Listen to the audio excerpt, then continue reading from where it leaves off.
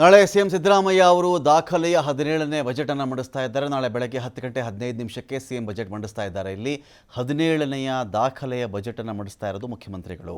ಆರ್ಥಿಕ ಸಮತೋಲನ ಇದೆಯಲ್ಲ, ಫಿನಾನ್ಷಿಯಲ್ ಬ್ಯಾಲೆನ್ಸ್, ಅದನ್ನು ಸರಿದೂಗಿಸಿಕೊಂಡು ಹೋಗುವುದೇ ಮುಖ್ಯಮಂತ್ರಿಗಳಿಗಿರ್ತಕ್ಕಂಥ ದೊಡ್ಡ ಸವಾಲಿಲ್ಲಿ.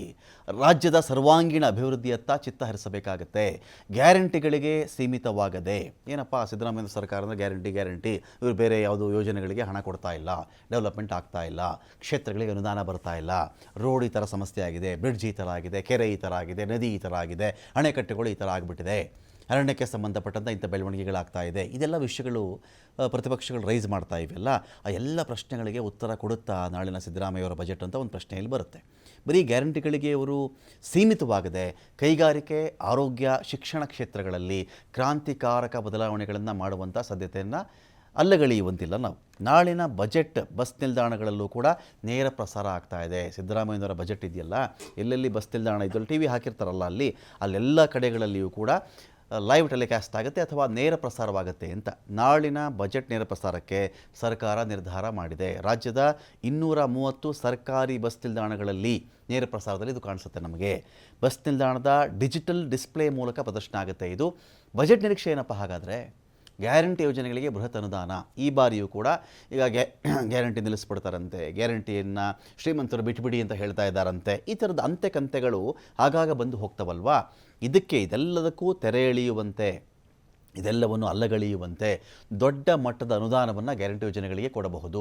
ಪಂಚ ಗ್ಯಾರಂಟಿಗಳು ಯಶಸ್ವಿಯಾಗಿ ಮುಂದುವರಿಯುತ್ತಿದೆ ಅನ್ನೋ ಒಂದು ಮೆಸೇಜನ್ನು ಸಿದ್ದರಾಮಯ್ಯನವರು ಹಿಂದೆಂದಿಗಿಂತಲೂ ಒತ್ತಿ ಹೇಳಬಹುದು.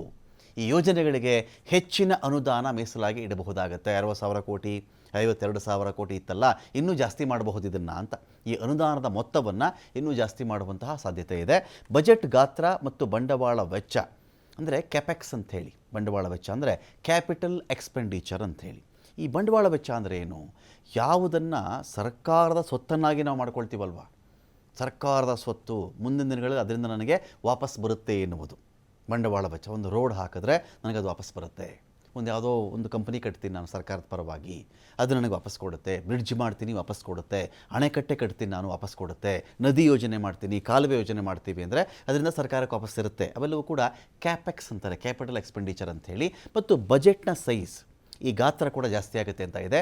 ಅಭಿವೃದ್ಧಿ ಕಾರ್ಯಗಳಿಗೆ ಹೆಚ್ಚಿನ ಉತ್ತೇಜನ ಕೊಡಲಾಗುತ್ತೆ. ಹೀಗಾಗಿ ಈ ಬಾರಿ ಬಜೆಟ್ ಗಾತ್ರ ಹೆಚ್ಚಿಸುವಂತಹ ಸಾಧ್ಯತೆ ಇದೆ. ಕಳೆದ ವರ್ಷದ ಬಂಡವಾಳ ವೆಚ್ಚಕ್ಕಾಗಿ 55,877 ಕೋಟಿ ರೂಪಾಯಿ ಮೀಸಲಾಗಿತ್ತು. ಈ ಬಾರಿ ಅದು ಮತ್ತಷ್ಟು ಏರಿಕೆ ಆಗಬಹುದು ಅಂಥೇಳಿ. ಅಂದರೆ ಬಜೆಟ್ನ ಹೆಚ್ಚು ಕಡಿಮೆ 8ನೇ ಒಂದು ಭಾಗ ಈ ಬಂಡವಾಳ ವೆಚ್ಚ ಅಂತ ಇದ್ದದ್ದು. ಕಳೆದ ಬಾರಿ 4 ಲಕ್ಷ ಕೋಟಿ ಮಂಡಿಸಿದ್ರು ಅಂದ್ಕೊಂಡ್ರೆ ನಾವು 8 ಭಾಗ ಮಾಡಿದ್ರೆ 4 ಲಕ್ಷ ಕೋಟಿಯನ್ನು 8ರಲ್ಲಿ ಒಂದು ಭಾಗ 55,000 ಕೋಟಿ, 50,000 ಕೋಟಿಯಿಂದ 55,000 ಇಟ್ಕೊಳ್ರಿ. 8ರಿಂದ ಒಂದು ಭಾಗ, 8ನೆಯ ಒಂದು ಭಾಗವನ್ನು ಬಂಡವಾಳ ವೆಚ್ಚಕ್ಕೆ ಮೀಸಲಾಗಿ ಇಟ್ಟಿದ್ದರು. ಈ ಬಾರಿ ಅದು ಇನ್ನೂ ಜಾಸ್ತಿ ಆಗಬಹುದು ಅಂತ. ನೀರಾವರಿ ಮತ್ತು ಕೃಷಿಗೆ ಆದ್ಯತೆ ಕೊಡಲಾಗುತ್ತೆ. ಕೃಷಿ ಗ್ರಾಮೀಣಾಭಿವೃದ್ಧಿಗೆ ಹೆಚ್ಚಿನ ಒತ್ತು ಕೊಡಲಾಗುತ್ತೆ.